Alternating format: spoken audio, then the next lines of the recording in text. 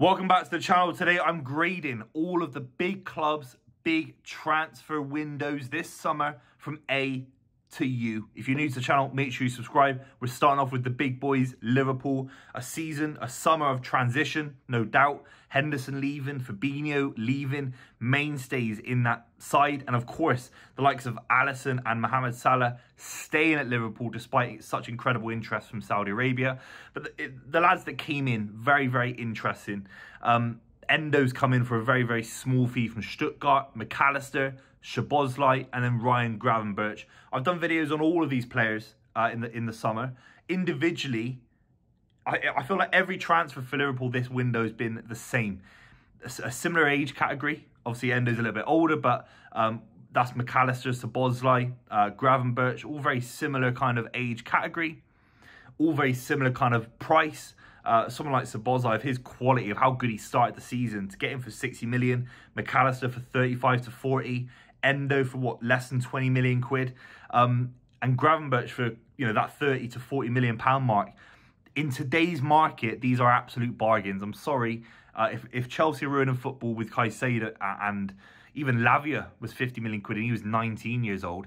The experience that Szoboszlai's got in the Champions League, the experience that McAllister's got playing for De Zerbi, playing for Graham Potter, great football insides at Brighton and Hove Albion, then these transfers for Liverpool are unbelievable quality.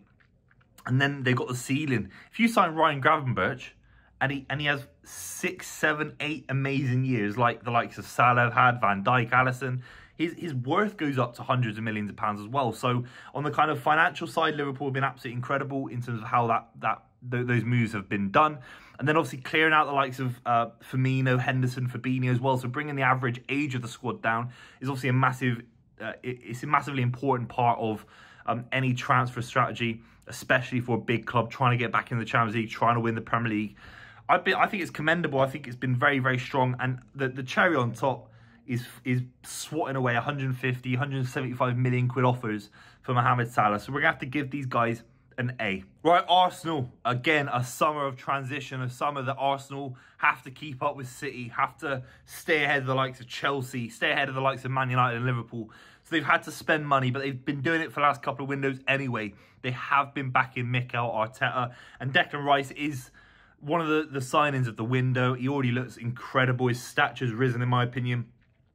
He's got the quality on the ball, he's got the leadership, and he's already scoring big goals for Arsenal. 100 million quid is crazy money, I know it is, but in today's market, actually, it's not too bad. It's really not too bad, in my opinion. Jurrien Timber's the one. I think it was a 10 out of 10 for me when it happened. Of course, he's been injured, unfortunately, and he won't be playing for much of this season. But if he stays 5, 6, 7 years, honestly, he's such an Arsenal player. He looks like an Arsenal centre-back. He looks like a proper... He's got a bit of the Kolo Touré kind of mobility about him because Kolo Touré was a very fast centre-back on his day. He's got a bit of the kind of the Rolls-Royce on the ball kind of vibes about him as well. Absolutely fantastic. Or, you know, and he can play left-back or right-back. I call him a centre-back because I've got a feeling he'll be playing as centre-back a lot for Mikel Arteta. But he can play full-back as well, which is a testament to his defensive kind of qualities. Kai Havertz is the one that brings it down, unfortunately. We all have those A levels. We got, you know, maybe an A or B and then a random U in economics or whatever. Some random degree we never wanted to do, some random course. Kai Havertz is that kind of thing, unfortunately. It's a complete anomaly. I think he will be one of the biggest wastes of money Arsenal will ever have. And Nicolas Pepe was at the club. I don't think he's going to score many goals. I don't think he's going to take Arsenal onto some serious trophies. He might supplement the squad. He might get better than where he is. But even the way the Arsenal coach is talking about him, and you've got fans out there sort of saying that he has to be kind of wooed and kind of supported like a girlfriend who has to be conquered, a bit like what Mikel Arteta said about his wife. Very strange, very peculiar, and that's the transfer itself. So everything else, I think even David Raya is unbelievable. Get him on loan as well, kind of keep him within FFP. It would have been an A for Arsenal, but Kai Havertz brings it right down to a B-. Right, there's a lot of criticism about Man City's summer transfer window. People kind of not realising that Ilkay Gundogan wanted to leave. Riyad Mahrez wanted to leave. So if you have to replace those players, you're never going to get the same kind of quality in terms of the legendary status. Everything's a gamble. When you bring a player in, Kovacic could go on and win 2 Champions Leagues with City. Do you know what I mean? So we don't know. And obviously, he could do worse than Ilkay Gundogan. It's hard to kind of get someone that matches the status quo of what you've had in the squad for 6, 7, 8 years. Obviously, Guardiola's first signing, but even Kovacic, 25 million quid, it's nothing in today's market. He's been instrumental. I wouldn't just say that, honestly. He's been incredible. Played more football than I think a lot of people would have given him credit for because of Kevin De Bruyne being injured. Kovacic, 1,000,000% is a 100 out of 100 transfer. The way he carries the ball, he's the most Guardiola footballer probably playing for City. That's the reality. Nunes is a little bit expensive in terms of he might be a squad player. If he gets big goals and big moments and he kind of makes himself part of that midfield and he maybe starts more football matches than we give him credit for, then fair play. But I just don't see that happening when we're fully fit this season. So that's the one that I can give people credit for. Gvardiol, 21, one of the centre-backs of the future, 80-odd million quid, Champions League experience. That's important. That's a big one, especially with, you know, Laporte leaving. So that's another one of both supplementing the squad, but also taking the squad onto a whole new level. And then Jeremy Doku, look, 50 million quid. His goals and assists aren't amazing in League 1, but raw pace, you can't sign that in today's market. Everyone wants to come to the ball. Everyone wants to go deep, go inside.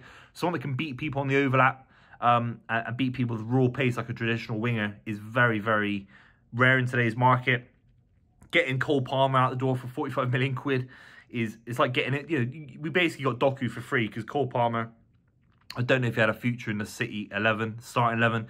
And James McAtee getting Premier League experience with Sheffield United, a club that obviously he has a massive connection to, helping them get promoted in the first place. So it has to be a non-bias A for Man City.